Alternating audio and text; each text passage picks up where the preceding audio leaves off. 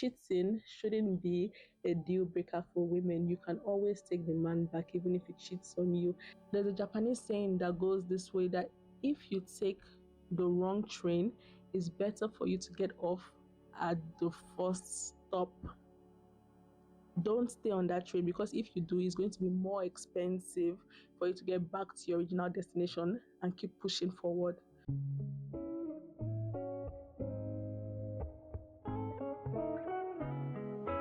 Love stories are often filled with romance, joy, and laughter, but some love stories, like that of Annie Idibia and Tsubaba, are written with tears, betrayals, and second chances.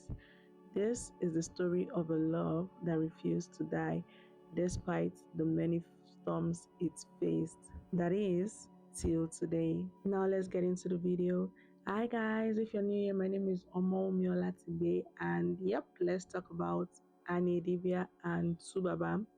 Now, the first meeting, it was 1999.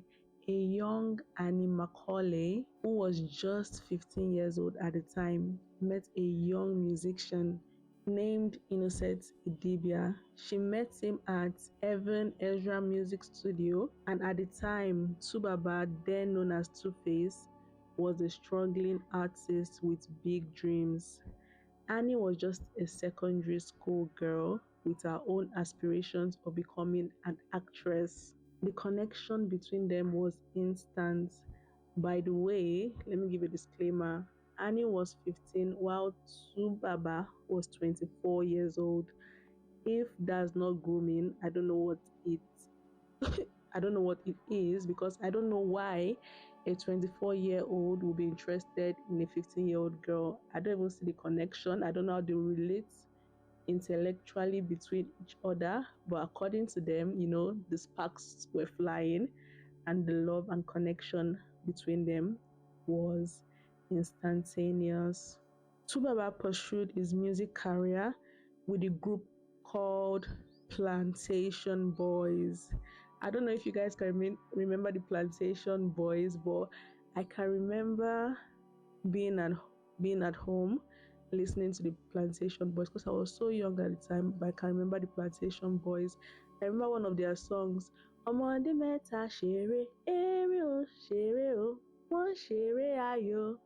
And I can remember my parents, I think it was my dad, I think my parents actually, so my mom and my dad, they were both in agreement that the background voice saying the Ariel, which was Tsubaba, would make it someday and become a star, because his voice was just sensational.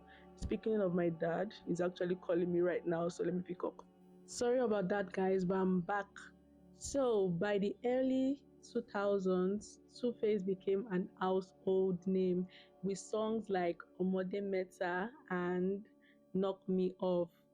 This made him a rising star in Nigeria's music industry. But in 2004, everything changed when he released African Queen. I know this is still a staple. You are my African Queen. Pardon me, guys. I don't know how to sing, but I just keep on singing. So just pardon my horrific voice. But let's just keep up with me, okay? So African Queen pushed him to the top, and he also featured the young Annie Macaulay as one of his African queens. She was actually the main character, and remember, she had a passion in acting, so that was like a little mini role for her. And she was Two-Face's African queen, such a sweet kind of romance. And I'm sure every girl wanted to be Annie Macaulay at that point in time, because she was Two-Face's African queen, and the song was really booming, and Two-Face became a superstar. But with the fame came temptations, and their love story soon took a difficult turn. As Tsubaba's success grew, so did his relationships with multiple women. Annie found herself in the middle of a love triangle, or rather, a love web. Tsubaba had relationships with multiple women, including Pero Adeniyi and Sumbo Ajaba, leading to the birth of several children. Over the years, Tsubaba fathered 7 children with 3 different women. It was a painful period for Annie, who had been there for him since his days of struggle. Many times she walked away, but something always pulled her back.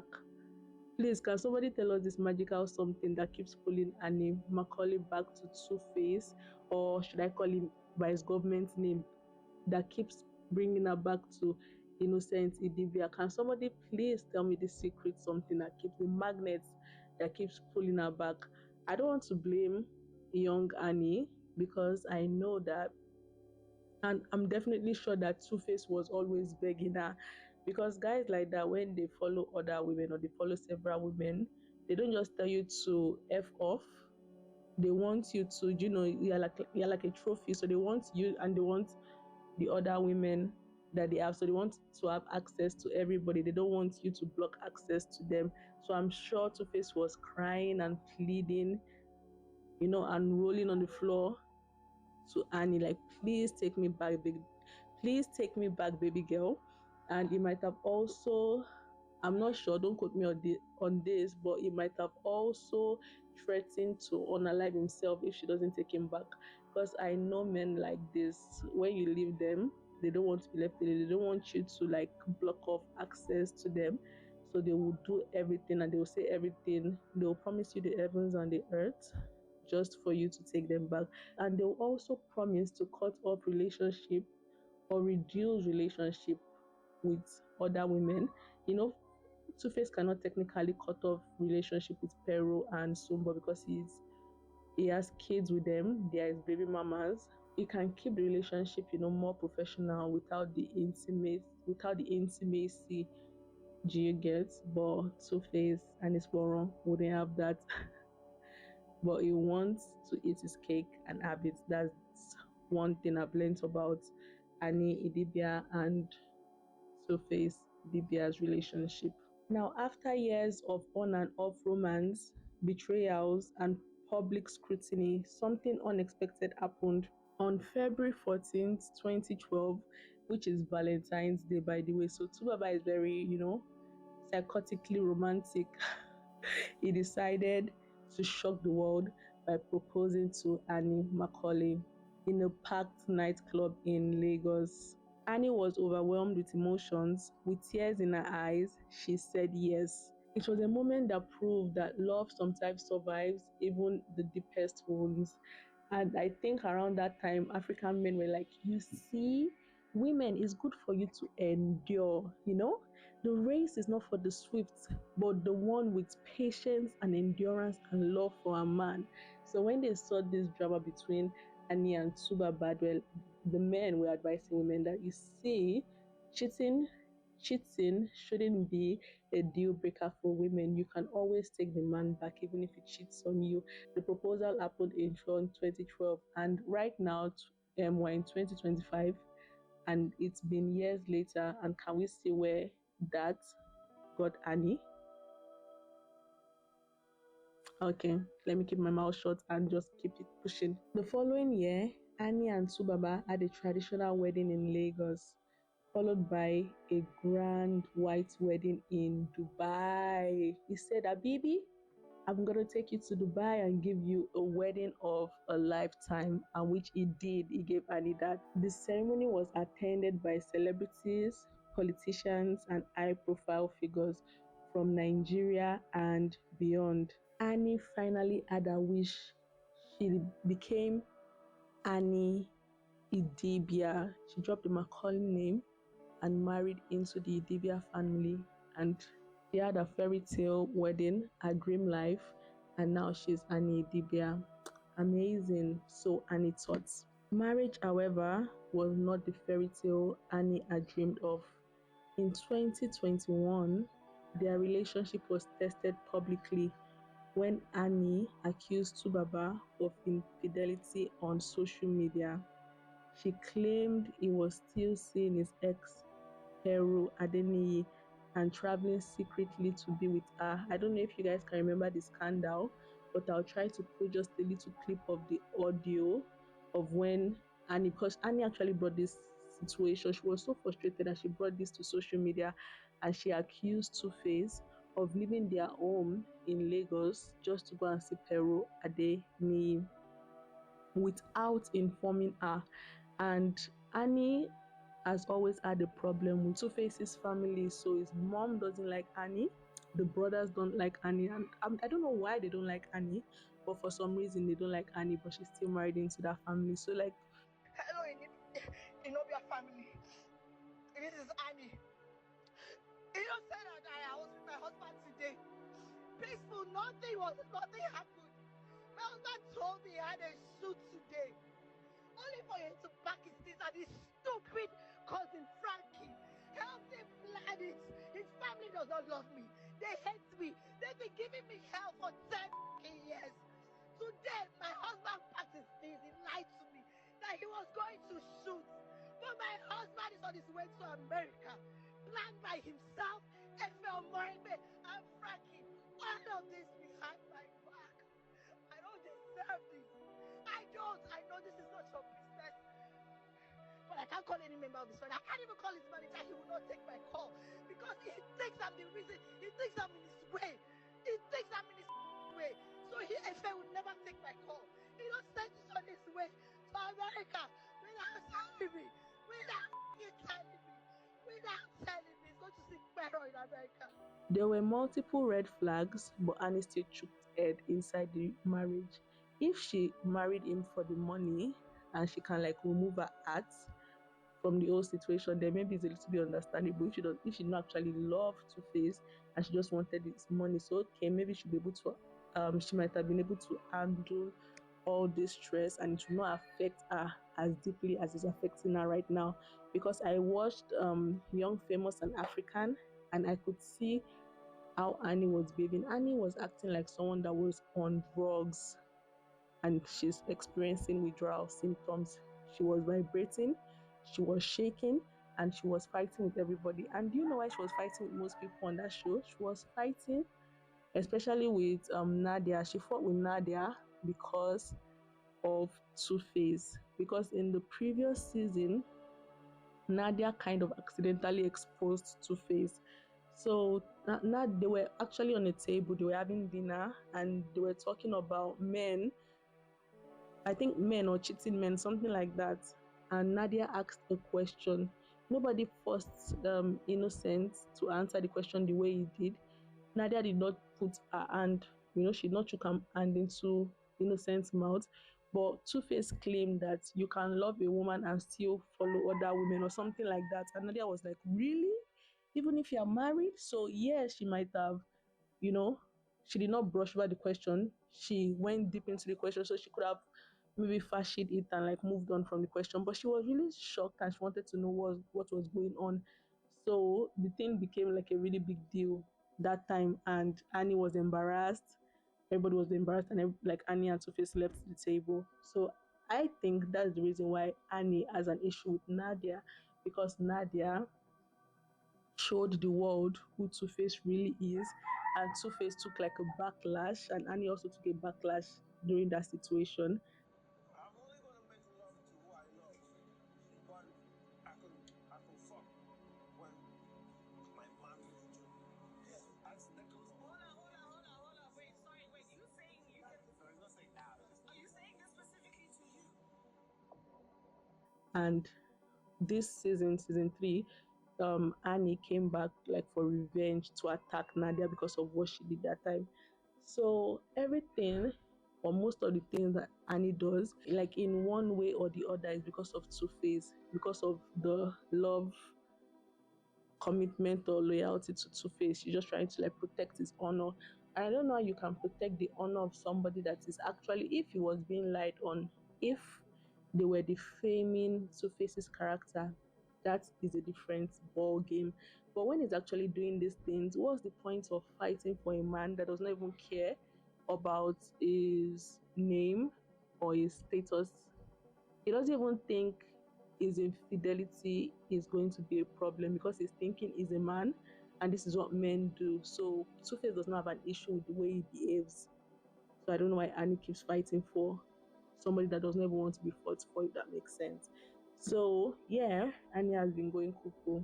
lately. The issue with Peru in 2021, it led to a heated exchange between Annie and Tubaba's family, with his brother publicly attacking Annie for disrespecting their family. Despite all the pain, Annie and Tubaba chose to fight for their love. In March 2022, they renewed their vows in a private ceremony marking their 10th wedding anniversary, and this moment was captured on the Netflix reality show Young, Famous, and African, where Annie emotionally spoke about enduring love and the pain of sharing her husband. Now, today, which is 2025, Annie and Subaba apparently are separated and are preparing or have filed for a divorce, which in my opinion, it came out of nowhere because right now Annie is taking a lot of heat from the reality TV show she just filmed, which is Young, Famous, and African. And like I said, she did not look stable. She was fighting people that did not need to be fought, and she was acting all round bizarre. She gets so the public the public eye has been on Annie, and Annie has been under scrutiny. But Two-Face decided that this was the moment he was going to announce to the world that they've been separated for a while and they are filing for a divorce. We just seemed super insensitive because I don't think the world needed to have that information. But I'm hearing whispers about Two-Face already dating somebody. So maybe he did not want the new girl to be under fire that she's following a married man. So that's why he had to like make a public disclaimer saying he and Annie, they are no longer together and now they are ready to be divorced. But why can't Two-Face wait for his papers and the divorce to be like finally completed before following somebody else? Well, only innocent Idibia can answer that question. And he has also announced to us that, Annie is no longer Annie Idibia. She's now Annie Macaulay. So she's back to her maiden name, according to Two-Face. And the news circulating the world is that Annie is in rehab.